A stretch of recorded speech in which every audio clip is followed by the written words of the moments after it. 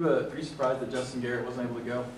We were disappointed. We weren't totally surprised. His foot has been just sort of a strange thing. You know, it'll feel good one day, and all of a sudden you turn on it the wrong way, and the strain on it comes back in. If we'd had to play him, we could have. But he wasn't full speed, and probably mentally or physically. So we just felt like Robinson was playing really well. The only problem is he probably had to play too many snaps. He was on every coverage team and special teams, and played every defensive snap almost to about the end of the fourth quarter, and had to try to get him off the field, give him a blow. But that was the only thing, and hopefully that thing will clear up soon. But it's just kind of one of these things day to day. Coach, you feel your secondary got a good workout Saturday night? Yeah, and we played a high percentage of man coverage. Just felt like you almost have to against that style of offense. When we did mix zone coverage, we got a pick on one of them. We should have had one on another one. We dropped. But you cannot play a high percentage of zone because they are extremely good at finding the space in zone coverage. So that was tough duty for our secondary. It's a thin group. Our depth has been decimated by different issues. It's harder to play man coverage than zone most of the time from a standpoint of conditioning because you have to finish every play and chase somebody. It's just a little bit more difficult. But I just thought they were outstanding. We didn't have an interference penalty. I thought the referees did a good job with both sides of that on both teams. Didn't have an interference penalty, didn't have a holding penalty. Had 3 interceptions, probably dropped 2 others. We really felt like we had a 4th one.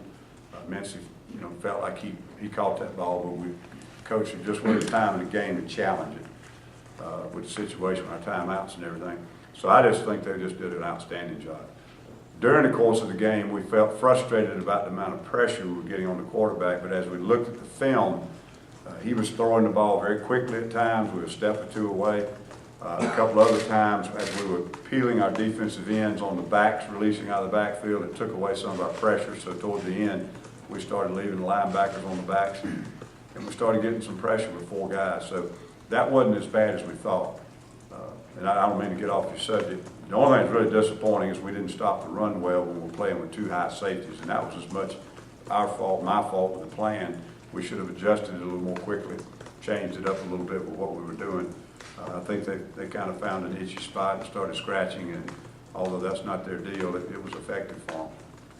Now let's talk about Montravius for his first college game. How did he play for you? Really good, and I didn't realize it was his first snap, but his very first snap, was the one we had tackled for loss in the backfield. So he has really struggled at times in practice, getting lined up, busted assignments, mental errors.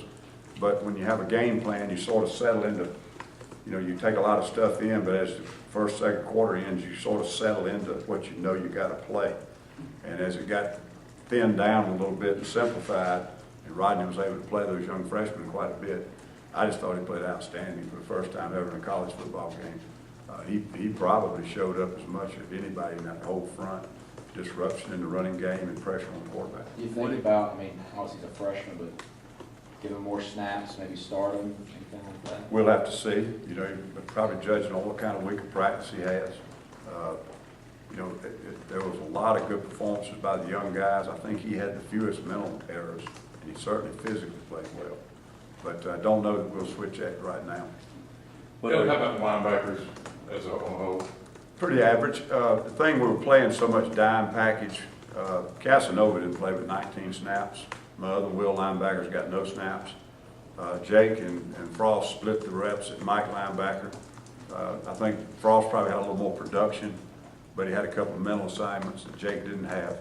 But it was a type of ball game, where either your pass rush showed up or your coverage showed up. And not that they weren't involved in both, but it wasn't one of those games where the ball was, around them a whole lot. I was disappointed in some of the things they did against the run, but they weren't always the problem.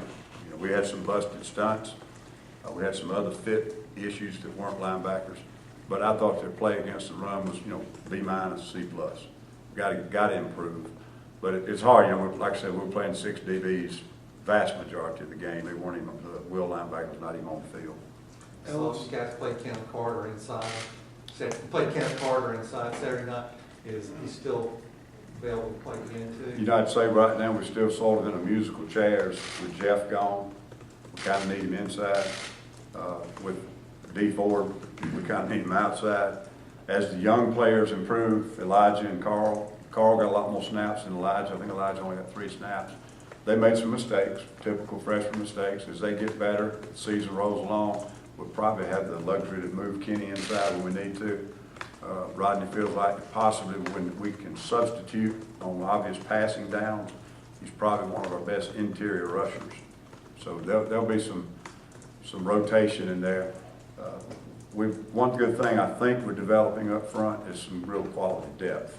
And when we get D back here in a couple of weeks and get Jeff back and a few more after that, if we can get them all back healthy again, I think it'll be a really strong point for us. Do you want those guys, just try and get them back by that SEC opener?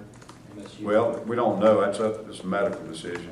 You know, if we're certainly not good enough to hold anybody that can be a great player and help us on a given day. But right now, it's all on rehabilitation and when they're ready physically. What do you see at Arkansas State? I know they had a bunch of rushing yards. Are they a running first team? They're a good team. They're very, very similar to us, our offense. And I think our preparation will be easier because of that. They're certainly not a one-dimensional team. They did not throw the ball very much last week, but they didn't have to. They had 4 different guys, went over 100 yards. I think 3 different guys had runs over 50 yards. Something that was phenomenal. But they got up so quickly and so fast that backups are playing somewhere in the 3rd quarter. They have 2 or 3 skilled guys that can really run. They run as well as anybody we have. But it's a similar operation, some of the same formations, some of the same motions. There are not a lot of things on that first ball game with the shifting and so forth, but there's, you know, coming from Texas and Boise State, the head football coach, there's a lot of tight ends in the formations that we don't normally use here. So it's kind of a combination of the two. We're trying to work our preparation off of Texas film and Arkansas State film. Ellis, how do you think Robinson played overall? And once Justin Garrett comes back, is there any situation in your base where Justin and Robinson could be on the field at the same time, or is that just not? Could be. We're probably not at a point of figuring something like that right now. We just like to get him healthy. It's been frustrating. You know, we talked about the player being one of the most dynamic players in the spring, and there's no production on the game field. And it's been going on for 2 years now. So we just like to get him healthy and get him on the field and find out if he can play. But we'll have to cross that bridge when we get to it. You know, I thought Robinson played outstanding. You know, he is really, it's taken him a while to get comfortable out there at the position. No question about it, the style of game that they were playing played to his strength. He's a better cover guy of the 2. Justin's a better blitzer, a little bit better probably run support, but probably just about the same in zone coverage. But the high percentage of man-to-man we played, I could have seen probably Robinson playing more whether Justin was healthy or not. Ellis, can you talk about how big of a confidence boost it had to be for the secondary to get those interceptions after that's all they heard about during the offseason? It probably, I would have to think it was. You know, they could have had even more. You know, they're in the frame of mind now, not frustrated they didn't get any. They're frustrated they didn't get more, which is that's the way you want them. And I thought sometimes the pressure on the quarterback caused some throws. So it all goes hand in hand. But I was real proud of them. We put a lot of pressure on them with the amount of man coverage we made them play. And it should help. I don't know if we'll play that volume of man coverage again this year, but if we do, they certainly know in the mind they can do it. They're confident they can do it. Ellis, what do you think about the impact that the freshmen actually made? Gus made the point after they provided a spark, the Adams and Carl, when they got in there, you could see a difference. You could see a little bit more pressure just from the start. So what do you think? As soon as Montravius came in there, I mean, he was in the backfield. You know, it just grabs you, and we hadn't had much of that the whole time.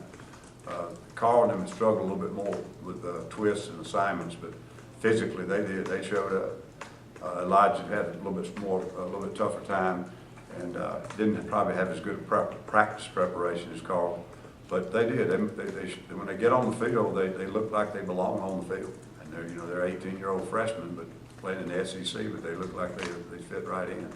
As time goes on, they get more comfortable in our scheme, start eliminating the mental errors. I think it'll really be a lot better and it'll be more contribution. But I think I looked on the field one time with 5 freshmen out there one time. You know, Ellis, did you McKenzie see- was out there, two ends, Montravius, and, somebody else can't think who it was right now, but the three front people, and, McKenzie was out there at star.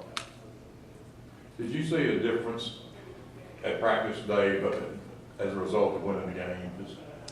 I don't know, because if you're asking a difference in what they've been like in the past, of course, I wasn't here. But it didn't seem to be a lot different than they've been the last 3 or 4 weeks.